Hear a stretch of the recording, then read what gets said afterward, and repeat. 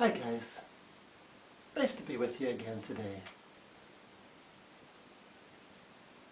I wonder, do you have someone in your life who's making life a misery for you? A rival, someone that's a continual source of pain and heartbreak. I want to speak today on the wee book of 1 Samuel. And in it we have a situation where there's rivalry, hurt, and heartbreak. I might be speaking to someone today and your heart's broken. I just want to encourage you that you might understand that God is with you and He will bring you through this. Our story today is about a family. The husband's name was Elkanah, and he had 2 wives, Hannah and Peninnah. Now God's way always has been from the beginning 1 man and 1 wife, Adam and Eve in the garden. But as we read the Bible, we see that there were many men who took more than 1 wife. We could think of King David, for instance, who had several wives.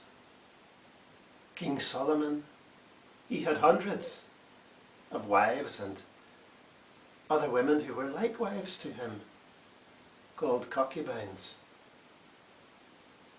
People even like Jacob in the Bible had 2 wives and 2 concubines.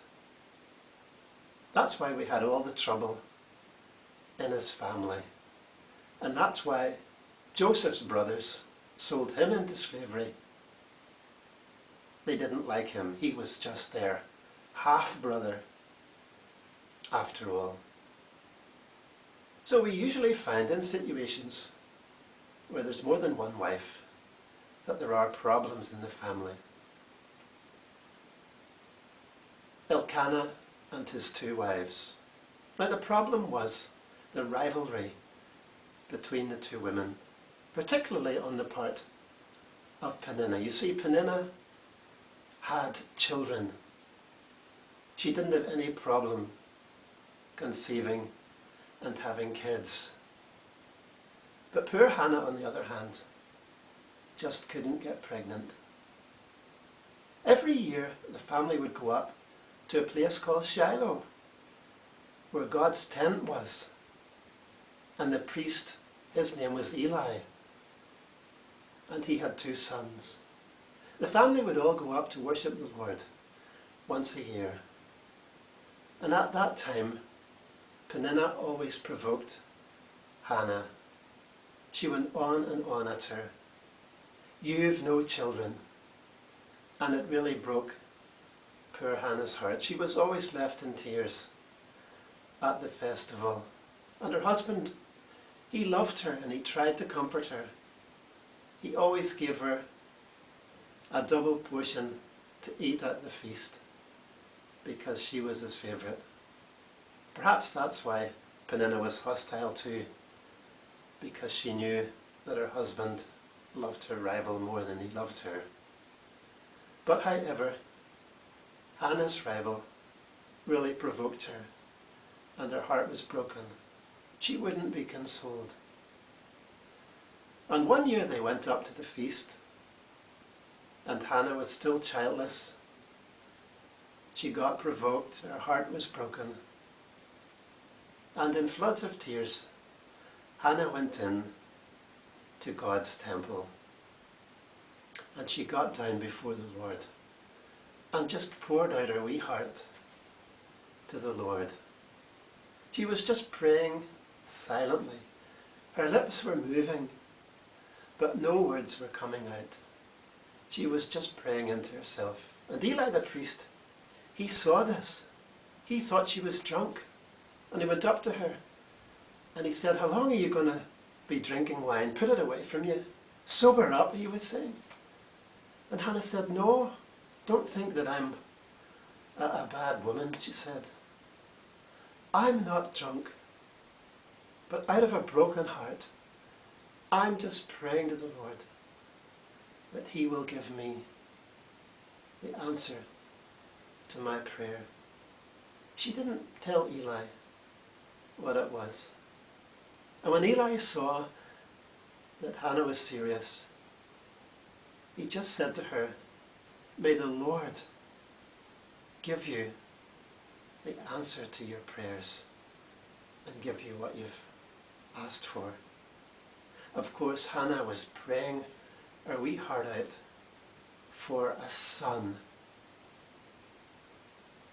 A friend emailed me not so long ago. I'd seen a lovely photograph of her and her wee boy, and she was telling me that she and her husband had waited a long time for this wee boy, and he was very, very special to them, as you can imagine, a lovely little boy. So Hannah had poured out her heart, and she said to the Lord, "If you give me a little boy," she said, "I promise I'll give him back to you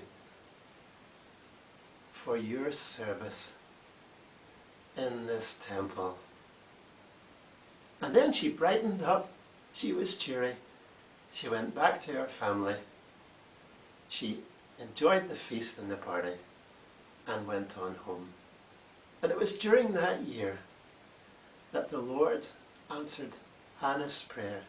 She conceived, she got pregnant, and not long after that she gave birth to a lovely wee boy.